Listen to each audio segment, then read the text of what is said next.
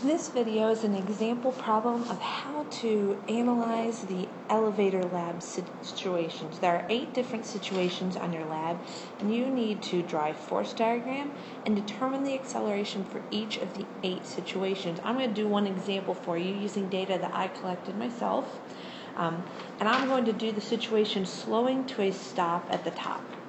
You notice I've already got my data calculated, my forces converted to newtons from the front page. So what I have here is the force in newtons for the scale reading at rest and the minimum and maximum scale readings.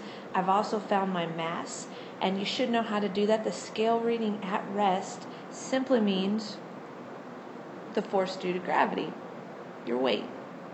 When you're sitting still, the scale is going to show you what your weight is. So I took that force due to gravity and divided it by 9.8 to get the mass in kilograms.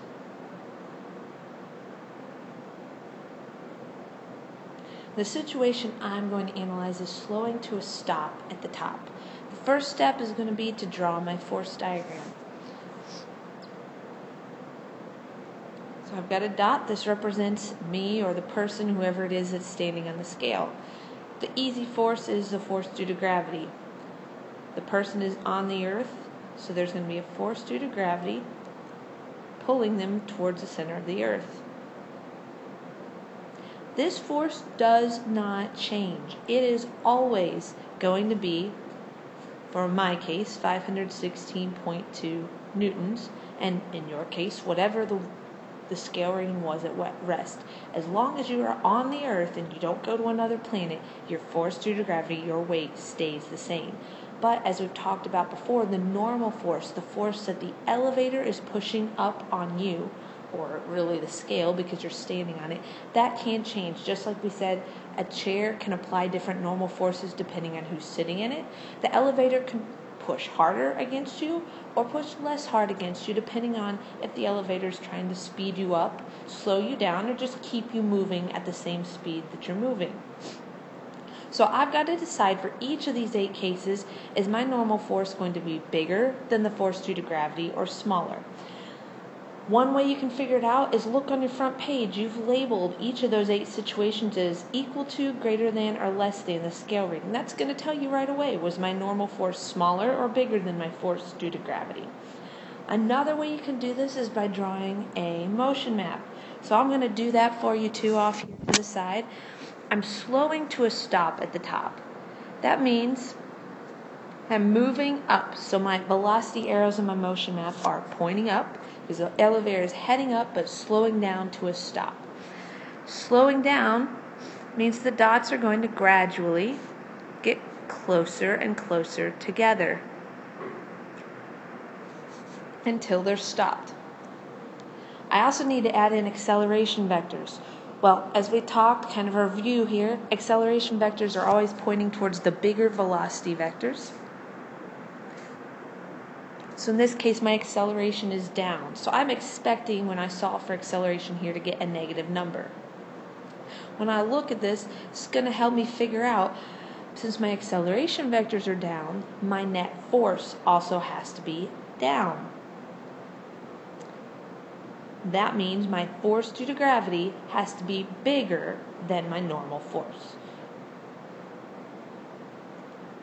So force normal that the elevator applies on the person, in this case, is smaller than the force of gravity. Because again, force normal can change, your weight is fixed. It is what it is. And yes, as I expected, the force due to gravity is bigger than force normal, so acceleration is going to be down. Now, like we have in every problem, I'm going to set up a net force equation. The sum of the forces in the y direction equals mass times acceleration. We've got the normal force pointing up and the force of gravity pointing down. And I'm going to substitute in the things that I do know.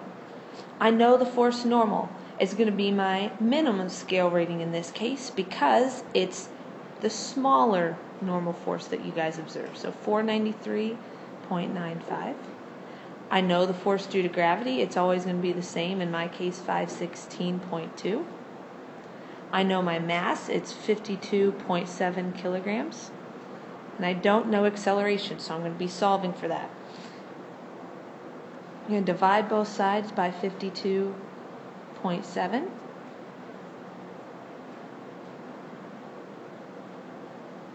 So acceleration is going to be equal to all this mess off to the side here, plugged into my calculator. I'm going to pause here for a minute, type that into my calculator. When I plugged it in, I got negative 0.42, and I am rounding off, meters per second each second. This is a reasonable answer because I was expecting my acceleration to be negative, and sure enough, or directed down, and sure enough, I got a negative acceleration. Some of your problems will have positive acceleration, some will have negative.